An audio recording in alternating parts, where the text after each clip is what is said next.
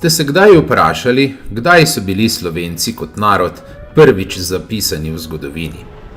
Veliko ljudi misli, da smo kot narod mladi, toda starodavni dokument iz 9. stoletja skriva povsem drugačno zgodbo. Danes bomo razkrili, kaj piše v žitju svetega Cirila, ki je skupaj z bratom Metodom širil krščanstvo med Sloveni in ustvaril pisavo Glagolico. Njegov življenjepis je eden od ključnih zapisov, ki dokazuje, da so slovenski narod, slovenski jezik in kultura obstajali že veliko prej, kot verjamemo danes.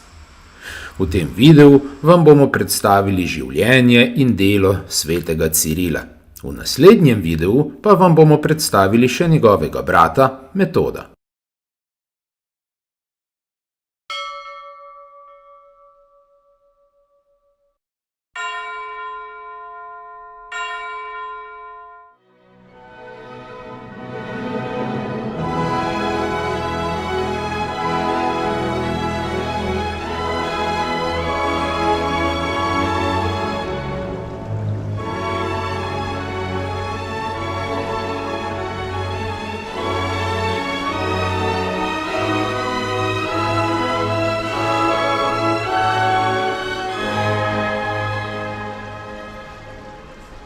Žitje svetega Konstantina, oziroma Vita S. Constantini, je nastalo v 9. stoletju, najverjetneje v Panoniji med leti 869 in 873.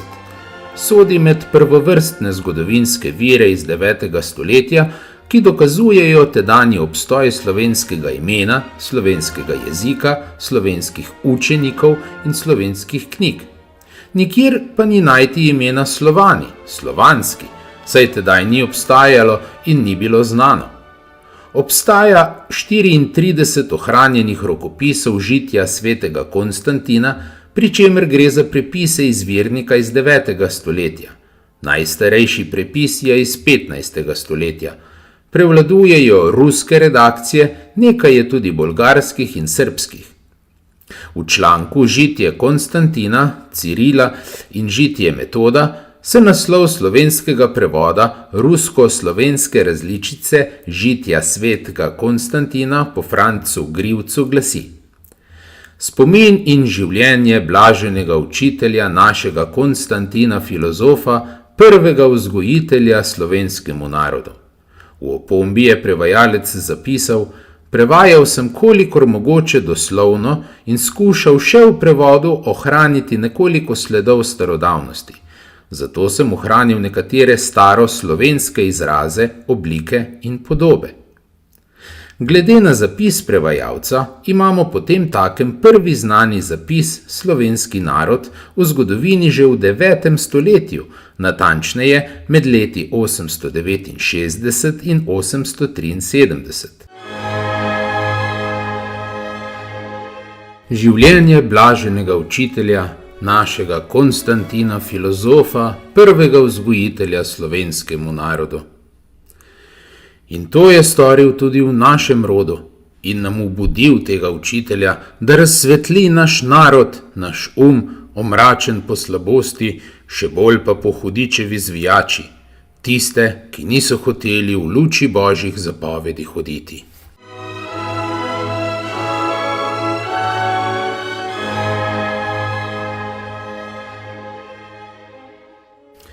Našel pa je tu evangelij in psalterij z ruskimi črkami pisan. Našel je tudi človeka, govorečega ta jezik, in je govoril z njim, prejel moč govora in ga primerjal s svojim jezikom, razločil črke, samoglasnike in soglasnike, in ko je k Bogu pomolil, je kmalu začel brati in govoriti, da so se mu mnogi čudili in Boga hvalili. Ko pa je prebil 40 mesecev v Moravi, šel je posvetiti svoje učence. Sprejel pa ga je med potjo Kocelj, knez Panonski, ki je močno vzljubil slovenske knjige, se jih naučil in mu dal do 50 učencev, da bi se učili, in veliko čast mu je skazal in ga mimo spremil. Ko pa je bil v Benetkah, so se zbrali nanj latinski škofje, duhovniki in menihi, kakor urani na sokola, in vzdignili trojezično herezijo, rekoč: Človek, povej nam, kako si ti zdaj naredil Slovenom črke in jih učiš, ki jih ni nobeni drug prej izumil, niti apostoli, niti rimski papež, niti Gregorij, niti Hieronim, niti Avguštin. Mi pa vemo, da se samo v 3 jezikih spodobi v knjigah častiti Boga, hebrejsko, grško, latinsko. Odgovoril jim je filozof: Ne pada li dež od Boga na vse enako? Ali sonce ne sije tudi na vse? Ali ne dihamo zraka vsi enako? Ali se ne sramujete samo 3 jezike določati, a vsem drugim narodom in plemenom velevate, naj bodo slepi in gluhi? Povejte mi, ali imate Boga za nezmožnega, da tega ne more dati, ali tako zavidnega, da tega noče? Mi pa mnogo narodov poznamo, ki so vešči v knjigah in Bogu vzdajajo slavo vsak v svojem jeziku. Znani so ti Armenci, Perzi, Abazgi, Iberci, Sugdi, Goti, Obri, Tursi, Kozari oziroma Hasari, Arabci, Egipčani in Sirci in mnogi drugi. Ako pa nočete od teh razumeti, pa vsaj iz Svetega pisma poznajte sodnika.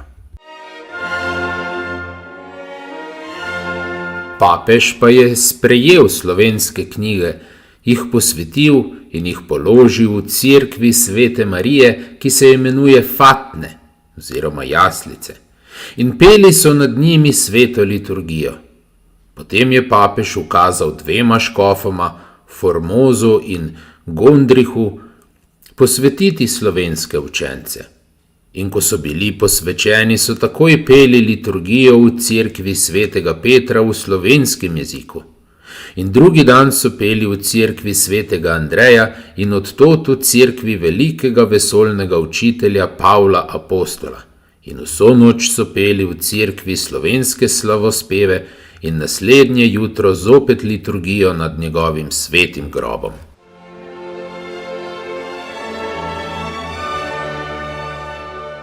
Če je res, da so Slovenci omenjeni že v 9. stoletju, potem naša zgodovina ni takšna, kot nas učijo.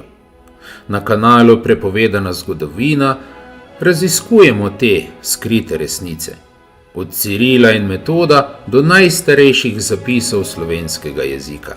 Zato, da ne zamudite naslednjih epizod, se naročite na naš kanal in kliknite zvonček.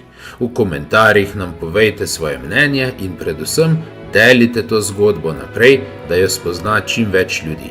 Se vidimo v naslednjem videu.